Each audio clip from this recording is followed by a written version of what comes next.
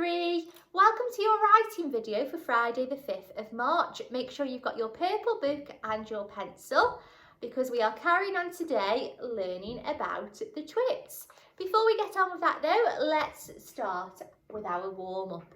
So our warm-up today is to copy the sentence in your neatest writing and fill in the missing word. So the sentence says, under Mr. Twit's curly beard, there are something worms. So your first task is to think about what that missing word could be. So we need an adjective to describe the worms. So how could you describe the worms? Could they be grotesque, slippery, slimy? I'm sure you can think of a different word. Okay, and then in your purple book, I'd like you to use your neatest writing to copy this sentence. So it's a chance for you to practice your joined up writing if you can. Okay, make sure you've got a capital letter and a full stop. So pause the video now to complete your warm up. Right then, although we're learning about Mr. Twit, and today we're going to write some more sentences about Mr. Twit's beard, I thought it'd be nice if we read about Mrs. Twit to find out what she's like too. So we're on the next chapter of our story, Mrs. Twit, and you can see the illustrations of her there. Okay. Mrs. Twit was no better than her husband. She did not, of course, have a hairy face. It was a pity she didn't, because at any rate, that would have hidden some of her fearful ugliness. Take a look at her. Have a look. Have you ever seen a woman with an uglier face than that? I doubt it. But the funny thing is that Mrs. Twit wasn't born ugly. She'd had quite a nice face when she was young. The ugliness had grown upon her year by year as she got older. Why would that happen? I'll tell you why. If a person has ugly thoughts, it begins to show on the face. And when that person has ugly thoughts every day, every week, every year, the face gets uglier and uglier until it gets so ugly you can hardly bear to look at it. A person who has good thoughts cannot ever be ugly. I agree with that. You can have a wonky nose and a crooked mouth and a double chin and stick out teeth, but if you have good thoughts, they will shine out of your face like sunbeams and you will always look lovely. Nothing shone out of Mrs. Twit's face. In her right hand she carried a walking stick. She used to tell people that this was because she had warts growing on the sole of her left foot and walking was painful. But the real reason she carried a stick was so that she could hit things with it. Things like dogs and cats and small children. How awful. And then there was the glass eye. Mr. Twit had a glass eye. Mrs. Twit had a glass eye that was always looking the other way. And then the next chapter is called The Glass Eye. Now this is our final home learning video. So when you come back to school, I'm really excited to read more of the story and find out what happens next. Okay, on to today's learning then. So our learning objective today is, can I write 2A sentences? So yesterday we had a practice of creating 2A sentences where we found 2 adjectives to describe the noun. Okay, so we were looking at items in Mr. Twit's beard and we were coming up with 2 adjectives to describe it. So an example would be disgusting, stinky tuna, rotten, mouldy eggs. Okay, so I'm sure you did amazing with that yesterday. What we're going to do today is put it in a full sentence to write a 2A sentence. So let's look at some examples. So my sentence says, in between his bushy beard, you can see mouldy, sour yogurt. So our noun, our name of the object there, is the yoghurt. So that's the item we've put in Mr. Twit's beard. Okay. The 2A then, so the two adjectives to describe the yoghurt are mouldy and sour.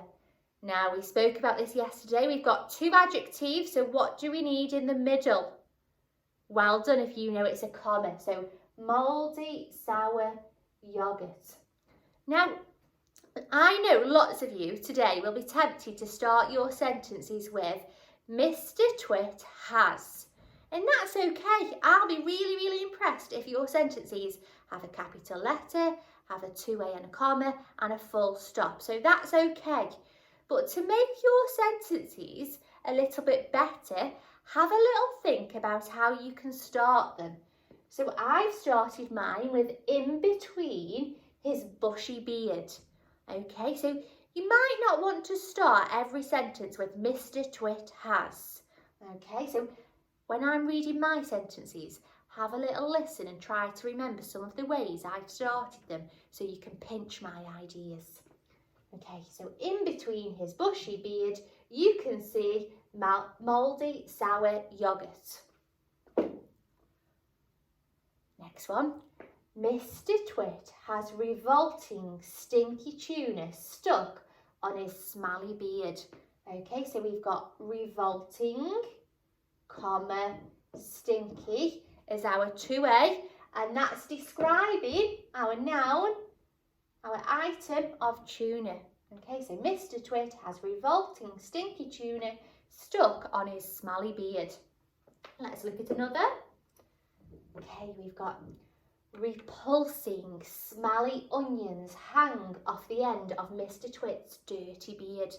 So this time, I've put the 2A right at the beginning, and I'm saying repulsing, smelly onions hang off the end of Mr. Twit's dirty beard.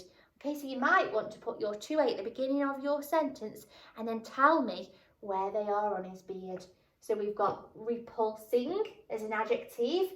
What does repulsing mean? If something's repulsing, have a little think.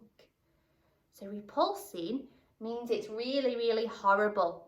Okay, if something's repulsing, it might make you feel a bit sick. It's that disgusting and that horrible. So repulsing, smelly, and of course it's a 2A, so in the middle of each adjective, I've got my comma there. So repulsing, smelly onions hang off the end of Mr. Twit's dirty beard. And you can see I've got my capital letter, I've got a 2A in there with a comma, and I've got my full stop. Okay, oh, this time we've got to fill in some missing words. So I've started my sentence with on Mr. Twit's beard, comma, you can see something, something, tomatoes. Oh, so we need a 2A to describe the tomatoes. What 2A's would you use? What two adjectives would you choose? Pause the video now and write two adjectives on your whiteboard or in your purple book. Okay, let's see what I would use though. So on Mr. Twit's beard, you can see something, something tomatoes. Okay, I'm going to say, on Mr. Twit's beard, you can see soggy, okay, soggy. Now that's my first adjective. What do I need after my first adjective? What comes in the middle of the two? Well done if you said comma. So on Mr. Twit's beard, you can see soggy. I think tomatoes would go a bit soft and a bit soggy, wouldn't they, if they were stuck on his beard? Soggy, I'm going to say moist. Okay,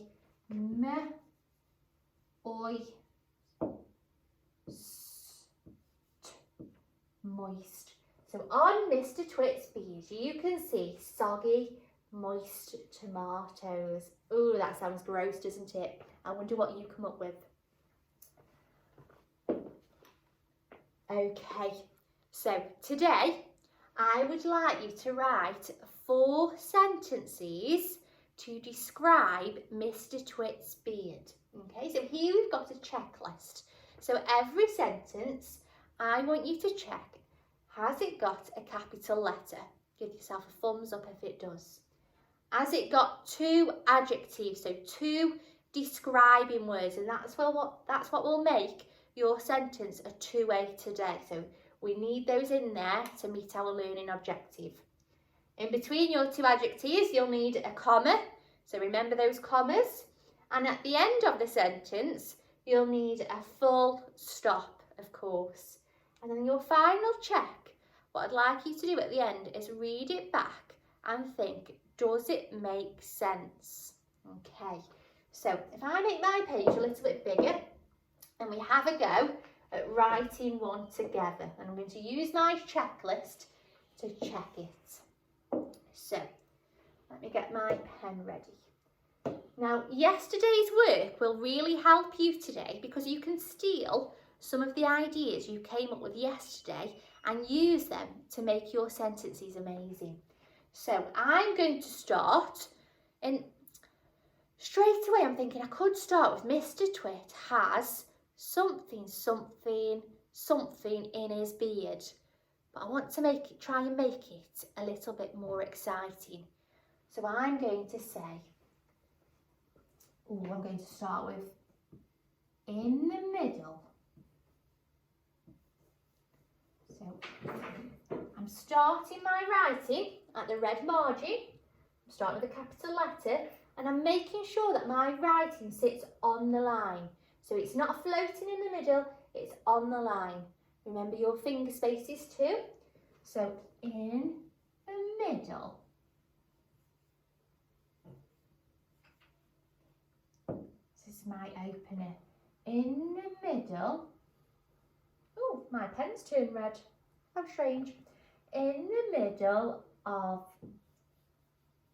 his, I'm going to say his disgusting beard. So in the middle of his disgusting,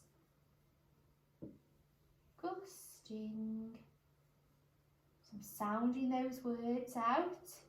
So in the middle of his disgusting beard,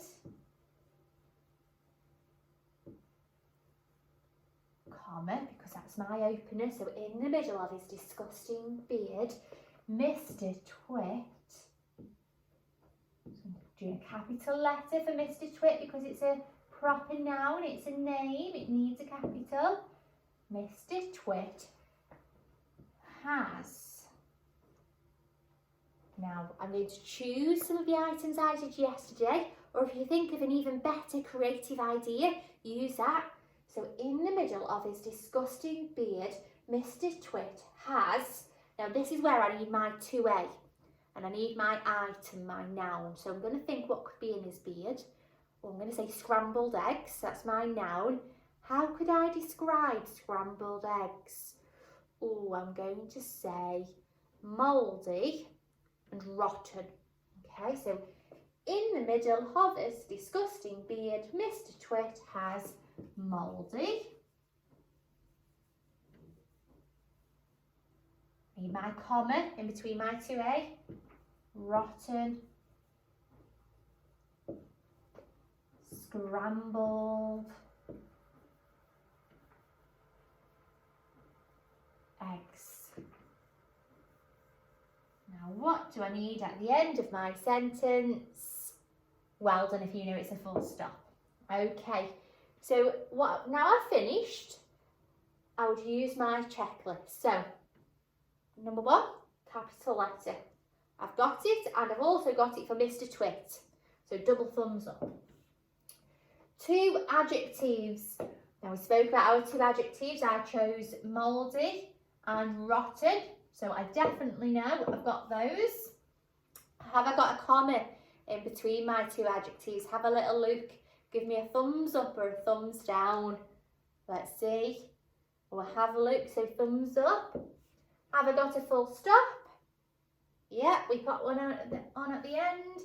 And does it make sense? So to check that one, I need to read it back. So, in the middle of his disgusting beard, Mr. Twit has mouldy, rotten, scrambled eggs.